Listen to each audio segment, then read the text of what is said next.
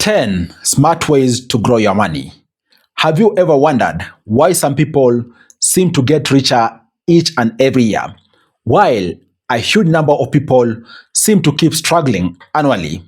The truth is, getting wealthy is not about earning the biggest salary. It's about knowing how to make your money work for you. In this video, I'll show you the 10 smartest way to grow your money in 2026 using practical Kenyan examples that anyone can understand. You don't need to be very financially savvy for you to understand. Whether you have 5,000 Kenya shillings or 20,000 Kenya shillings or 1 million, with this knowledge, you can be able to grow your money. And the first way I'll be able to grow my money is through investing in stocks at the Nairobi Securities Exchange. And I'm saying so because when you take a look at the stock market, it has opportunities. Case in point, we have stocks which have even paid upwards of 10% dividend. We're talking about 10% yield annually. Some stocks, like for example, Stanchart, BAT, all these are paid upwards of 14% annually. And beyond that, you also start an opportunity of capital appreciation from volatility of shares. Please note, yes, the shares can increase in price, giving you an opportunity for you to see your money grow. And most people out there assume you need billions or even millions for you to invest in the stock market.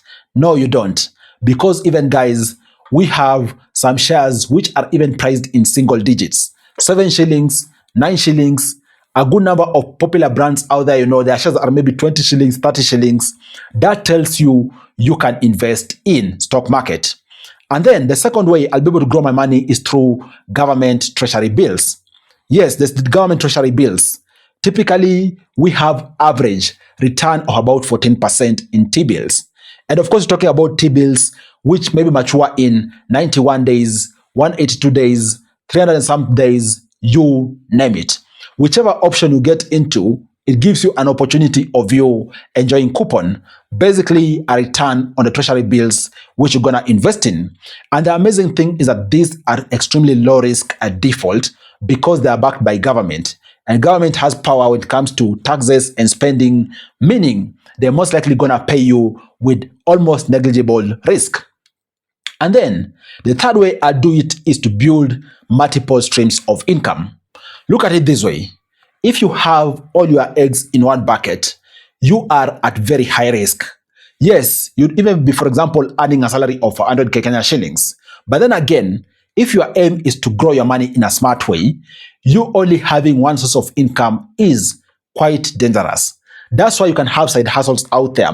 Maybe getting some money from online business, some money from dividends, some money from side gigs around consulting, even as you are getting your full-time income. That way you can easily even see your salary double, your income each and every month double because of the side gigs you're going to be doing. Because if one of your income sources disappear, forbid, in case it is your salary and you're only on one income, you're going to struggle. That's why you need to diversify your incomes for you to be able to grow your money in a smart way.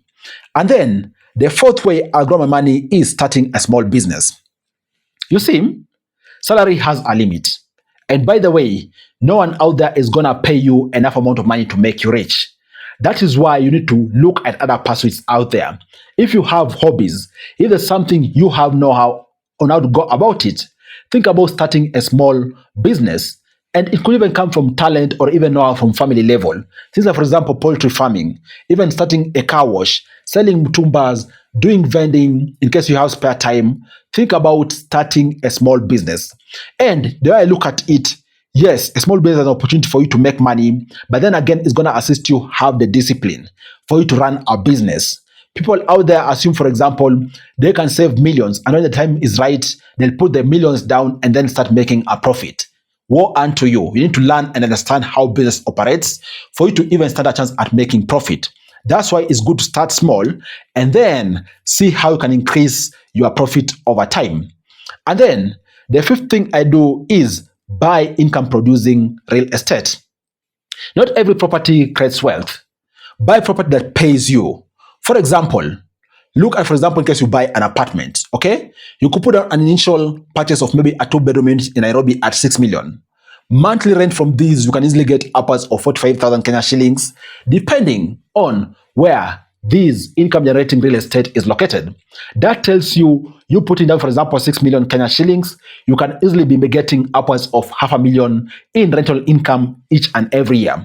That way, you'll be able to recover your money in about 10 years' time and continue enjoying rental income too, as long as you want to enjoy, because a good chunk of real estate properties out there have a good lifespan. We're talking about upwards of 40, 50 years. So you're going to enjoy for a long time.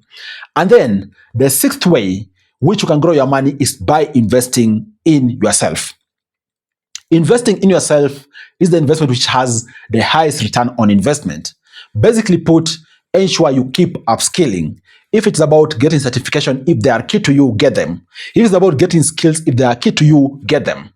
And I'm saying so because this is important in two ways. First and foremost, it's going to assist you on salary negotiation within the company you work for.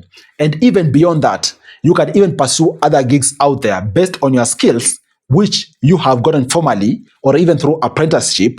And that is going to really assist you grow your money by getting additional sources of income based on new skills which you'll have learned. And then the seventh way I grow my income is start investing early. There is power in investing. Most people out there assume, for example, you need to have millions for you to maybe put down money in the stock market. I've given you an example. You can buy even shares with 100 shillings, 1,000, 5,000. You need just to think about starting and develop the habit of investing. Case in point, someone who began at 20 years, you can't compare with a person who's going to start at 30 years old. And I'm saying so because by the time someone begins at 30 years old, assuming they're the same age, chances are the person who began at 20 years old already will be beating them on time. Their portfolio is going to have grown. They're going to be enjoying the benefit of compounding. Basically, their returns, whether it is interest, dividends on whichever investment they've done out there, if they've been plowing back, their initial investment will have grown big time to the extent that, assuming they're at par when it comes to income, then most likely these two will not be able to compete. That's why if you're out there, you're postponing investing, don't postpone. Start immediately. Investing is about developing a habit. And then over time, you're going to have this money work for you. And that way, you're going to grow your money in a smart way. So start immediately. Don't keep postponing. And then the ninth way, which you can be able to grow your money, is avoiding bad debt.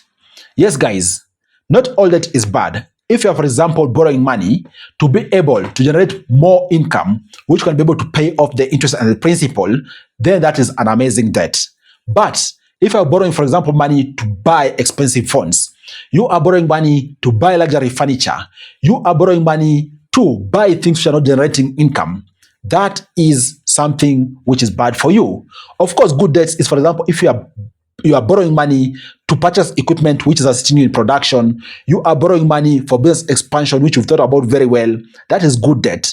So ask yourself first, before you borrow, is this borrowing I'm doing bound to make me rich? If the answer is no, even if you are strained on your consumption or even some things you desire to have, because human appetite is insatiable, please don't borrow. Because if you borrow, this is going to mean high interest for you, and you're going to start getting into the loop of chasing interest instead of unlocking money for you to grow. And then the 10th way you can grow your money in a smart way is living below your means. Of course, that's the simplest thing you can do. You don't need money for you to live below your means. You just need to have the habit of living below your means. Out here, when you look at people struggling financially, most of them are struggling because they are living beyond their means. If, for example, you are earning 50k income or salary, why should you be living in an apartment of 30,000 Kenya shillings? Honestly speaking, that is just stretching yourself, okay? If you are earning 50,000 Kenya shillings, why should you be struggling to get iPhone 17, which is costing upwards of 200,000 Kenya shillings? That is going to mean you'll be trapping upwards of 4 to 5 months of your annual income to get a mobile phone, which is a communication device. Look here, guys. You need to be smart on how you go about living. That is why it is important to develop a budget, stick to your budget, and most importantly, in your budget, have key elements around catering for emergency and also investing to grow your money, as opposed to just having everything in the budget under consumption. Guys, what do you think about this video? Do you think these are actionable ways which you can implement today for you to be able to grow your money?